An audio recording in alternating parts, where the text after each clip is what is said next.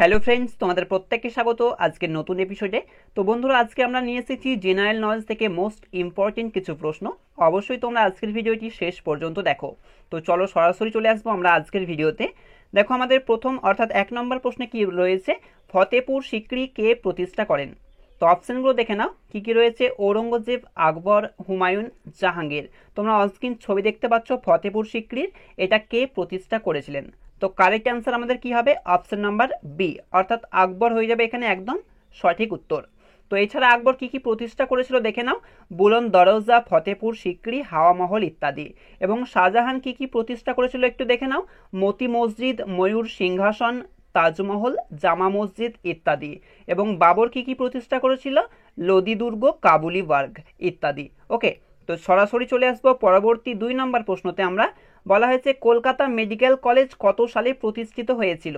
তো অপশনগুলো দেখেন আমাদের কি কি রয়েছে, 1823, 1835, 1857 এবং 1840। তো কলকাতা মেডিকেল কলেজ কত সালে প্রতিষ্ঠিত হয়েছিল? তো কারেক্ট অ্যান্সার হচ্ছে আমাদের অপশন নাম্বার বি, অর্থাৎ 1835 সালে। তো 1835 সালে আমাদের কলকাতা মেডিকেল কলেজ প্রতিষ্ঠিত হয়েছিল। তো আরও কিছু ইম্পর্টেন্ট তথ্য আমরা দেখব।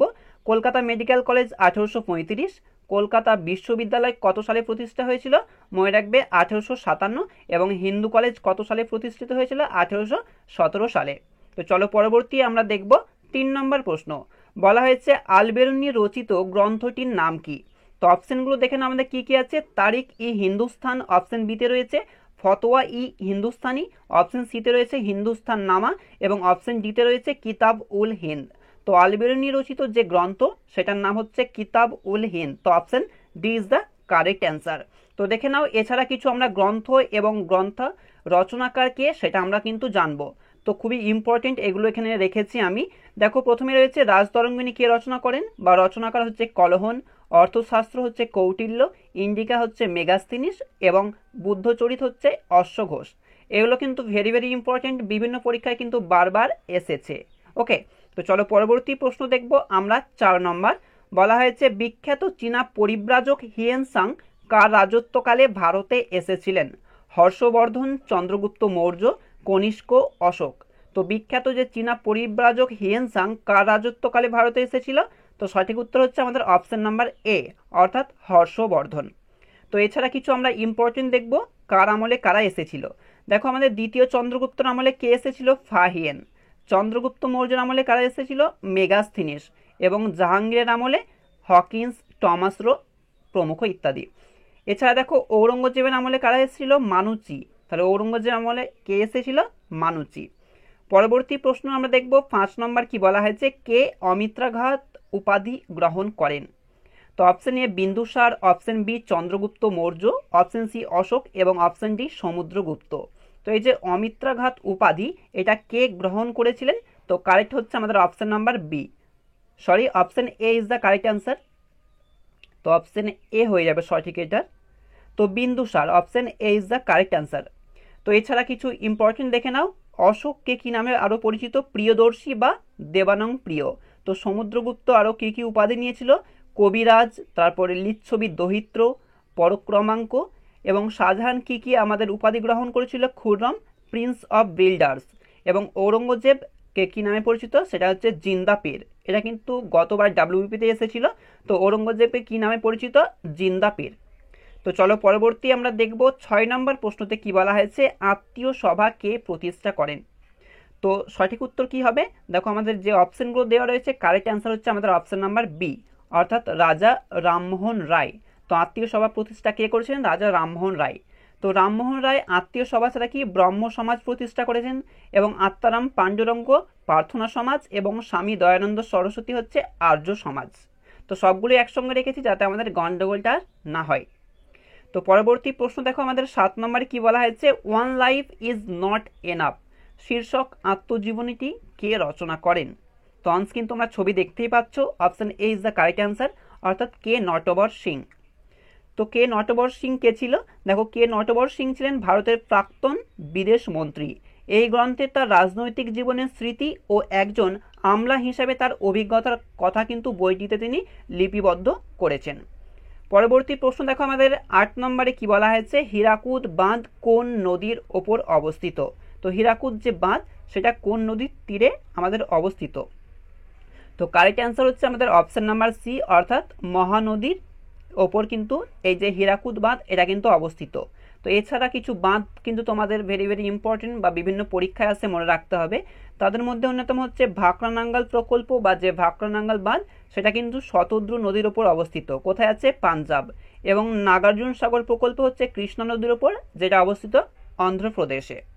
পরবর্তী প্রশ্ন দেখো 9 নম্বরে কি বলা হয়েছে? বিশ্ব জনসংখ্যা দিবস বা ওয়ার্ল্ড পপুলেশন ডে এই দিবসটা কবে পালন করা হয়? তো অপশনগুলো দেখো কি কি আছে। 11ই জুলাই, 7ই এপ্রিল, 5ই জুন, 1লা ডিসেম্বর। তো বিশ্ব জনসংখ্যা দিবস হচ্ছে 1লা এপ্রিল। তো option A is the correct answer. তো বাকি অপশনগুলো দেখে নাও। অপশন বিতে কি রয়েছে? 7ই এপ্রিল। তো 7ই এপ্রিল হচ্ছে বিশ্ব স্বাস্থ্য দিবস। এবং অপশন সিতে রয়েছে 5ই জুন, যেটা হচ্ছে পরিবেশ দিবস। আজকে আমাদের হচ্ছে বিশ্ব পরিবেশ দিবস। এবং অপশন ডিতে রয়েছে 1লা ডিসেম্বর, সেটা হচ্ছে এইডস দিবস। ওকে, তো চলো পরবর্তী প্রশ্ন দেখবো আমরা। 10 নম্বর কি বলা হয়েছে? ভারতের প্রাচীনতম পর্বত শ্রেণী কোনটি? অপশনগুলো দেখে নাও। নীলগিরি, শিবালিক, আরাবল্লী, হিমালয়। তো ভারতের প্রাচীনতম পর্বত শ্রেণী কোনটি? সেটা হচ্ছে আরাবল্লী। তো option C is the correct answer. তো ভারতের প্রাচীনতম পর্বত শ্রেণী হলো আরাবল্লী। ইহার সর্বোচ্চ শৃঙ্গ হচ্ছে গুরু শিখর এবং ইহার উচ্চতা হচ্ছে 1727 মিটার। এটা হচ্ছে ভারতের প্রাচীনতম পর্বত শ্রেণী। পরবর্তী 11 নম্বর প্রশ্ন তো দেখো কি বলা হয়েছে? 38তম প্যারালাল যে লাইন সেটা বিভক্ত করে কোন দুটি জায়গাকে? তো অপশন এ তে রয়েছে উত্তর কোরিয়া ও দক্ষিণ কোরিয়া, এটাই হচ্ছে আমাদের সঠিক উত্তর। তো option A is the correct answer. তোমরা অনস্ক্রিন কিন্তু ছবি দেখতে পাচ্ছ 38তম যে প্যারালাল লাইন তার। তো পরবর্তী তার আগে আমরা একটু জেনে নেই কোন কোন দেশের সঙ্গে কোন কোন লাইন কিন্তু জুড়ে রয়েছে। তো ভারত পাকিস্তানের মধ্যে দেখো রেড ক্লিফ লাইন, এবং ভারত বাংলাদেশের মধ্যে 3 বিঘা করিডোর, এবং ভারত আফগানিস্তানের মধ্যে ডুরান্ড লাইন। তো আরও কিন্তু বিভিন্ন দেশের সঙ্গে যে লাইন সেগুলোর নাম রয়েছে। তো আমি এই তিনটা এখানে ইম্পর্টেন্ট, তার জন্য এখানে আমি রেখেছি। তো চলো পরবর্তী প্রশ্ন দেখে নেব আমরা। 12 নম্বর কি বলা হয়েছে? রাশিয়ার মুদ্রার নাম কি? তো রাশিয়ার মুদ্রার নাম কি হয়ে যাবে? রিয়াল, রুবেল, ইয়ান, ইউরো। তো কারেক্ট অ্যান্সার হচ্ছে আমাদের অপশন বি, অর্থাৎ রুবেল। তো দেখে নাও এখানে অপশন বি হচ্ছে আমাদের কারেক্ট। এবং চীনের মুদ্রার নাম কি হচ্ছে? ইয়ান। জাপানের মুদ্রার নাম হচ্ছে ইয়েন। ইতালির মুদ্রার নাম হচ্ছে লিরা। এবং ইরানের মুদ্রার নাম হচ্ছে রিয়াল। তো কোন দেশের কি মুদ্রা সেগুলো কিন্তু অবশ্যই মনে রাখতে হবে। পরবর্তী দেখো আমাদের 13 নম্বর প্রশ্ন বলা হচ্ছে রিজার্ভ ব্যাঙ্ক অফ ইন্ডিয়া কত সালে প্রতিষ্ঠিত বা স্থাপিত হয়েছিল? আরবিআই। তো কারেক্ট অ্যান্সার কি হবে? আমাদের অপশন নাম্বার এ, অর্থাৎ 1935 সালে আরবিআই অর্থাৎ রিজার্ভ ব্যাঙ্ক অফ ইন্ডিয়া কিন্তু স্থাপিত হয়েছিল। তো দেখে নাও এখানে কি দেওয়া রয়েছে আমাদের ইম্পর্টেন্ট একটু তথ্য। 1935 সালে আরবিআই প্রতিষ্ঠা হয়েছিল 5 কোটি মূলধনের সাথে, এবং এর 4টি হেড অফিস, যেটা হচ্ছে মুম্বাই, চেন্নাই, কলকাতা এবং দিল্লি। পরবর্তী আমরা দেখব 14 নম্বর প্রশ্ন। ভারতীয় সংবিধানের কত নম্বর ধারায় অর্থ বিল আলোচিত হয়েছে? তো অর্থ বিল ভারতীয় সংবিধানের কত নম্বর ধারায় কিন্তু আলোচিত? তো option B is the correct answer, অর্থাৎ 110 নম্বর ধারায় কিন্তু আলোচনা করা হয়েছে এই অর্থ বিল সম্পর্কে। কোনো বিল অর্থ বিল কিনা সেটা স্থির করে কে? লোকসভার স্পিকার। তো প্রথম লোকসভার কে স্পিকার ছিল? গণেশ বাসুদেব মবলঙ্কর। এবং বর্তমান স্পিকারের নাম কি? সেটা হচ্ছে ওম বিড়লা। পরবর্তী প্রশ্ন দেখব আমাদের 15 নম্বর বলা হচ্ছে নিম্নলিখিত কোনটি বা কোনগুলি আউটপুট ডিভাইস? তো দেখে নাও 1 নম্বর রয়েছে স্ক্যানার, 2 নম্বর স্পিকার, 3 নম্বর ফ্লটার। তো এইগুলোর মধ্যে কোনটা হচ্ছে আমাদের কি আউটপুট ডিভাইস সেটা কিন্তু নির্বাচন করতে হবে। তো দেখে নাও অপশনে ভাগ করে দেওয়া রয়েছে। তো কারেক্ট হচ্ছে আমাদের অপশন স্পিকার হচ্ছে আর প্লটার, এই দুটো কি আউটপুট ডিভাইস। তো অপশন কোনটায় রয়েছে? অপশন সিতে রয়েছে। 2 ও 3 এখানে সঠিক। তো কোনগুলো ইনপুট আর কোনগুলো আউটপুট একটু জেনে নেই আমরা। দেখে নাও আউটপুট ডিভাইস কোনগুলো? Speaker, plotter, monitor, printer, speaker, এগুলো হচ্ছে আউটপুট ডিভাইস। এবং ইনপুট কোনগুলো? কিবোর্ড, মাউস, স্ক্যানার, এগুলো হচ্ছে আমাদের কি ইনপুট ডিভাইস।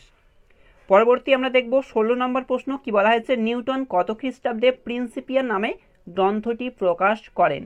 তো যে প্রিন্সিপিয়া গ্রন্থ সেটা কত খ্রিস্টাব্দে প্রকাশ হয়েছিল? 1687 খ্রিস্টাব্দে। Option C is the correct answer. তো সি হয়ে যাবে আমাদের সঠিক উত্তর।